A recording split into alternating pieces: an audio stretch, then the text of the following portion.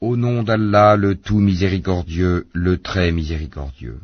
Ô prophète, quand vous répudiez les femmes, répudiez-les conformément à leur période d'attente prescrite, et comptez la période, et craignez Allah votre Seigneur.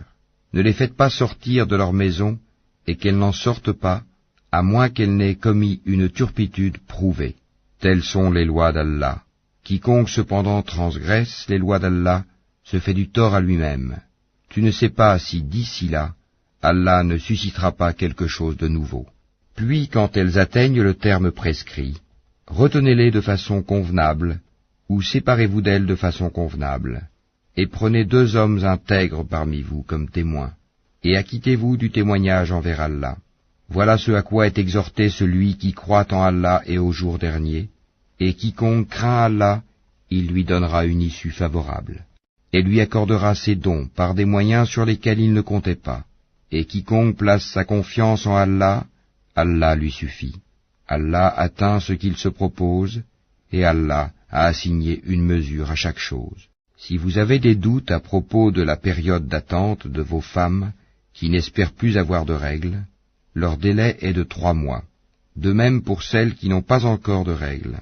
Et quant à celles qui sont enceintes, leur période d'attente se terminera à leur accouchement.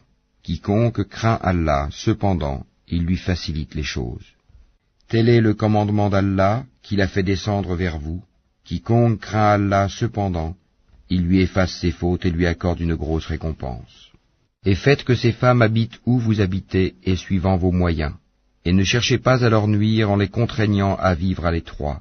Et si elles sont enceintes, pourvoyez à leurs besoins jusqu'à ce qu'elles aient accouché. Puis, si elles allaitent l'enfant né de vous, donnez-leur leur salaire, et concertez-vous à ce sujet de façon convenable. Et si vous rencontrez des difficultés réciproques, alors une autre allaitera pour lui. Que celui qui est aisé dépense de sa fortune, et que celui dont les biens sont restreints dépense selon ce qu'Allah lui a accordé.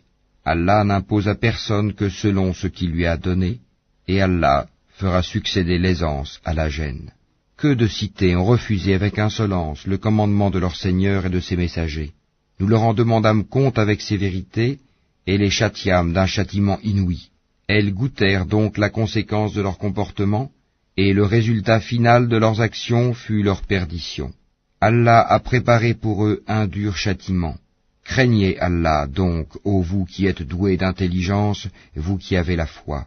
Certes, Allah a fait descendre vers vous un rappel, un messager qui vous récite les versets d'Allah comme preuve claire, afin de faire sortir ceux qui croient et accomplissent les bonnes œuvres des ténèbres à la lumière. Et quiconque croit en Allah et fait le bien, il le fait entrer au jardin sous lesquels coulent les ruisseaux, pour y demeurer éternellement. Allah lui a fait une belle attribution. Allah qui a créé 7 cieux et autant de terre, entre eux son commandement descend, afin que vous sachiez qu'Allah est en vérité omnipotent, et qu'Allah a embrassé toutes choses de son savoir.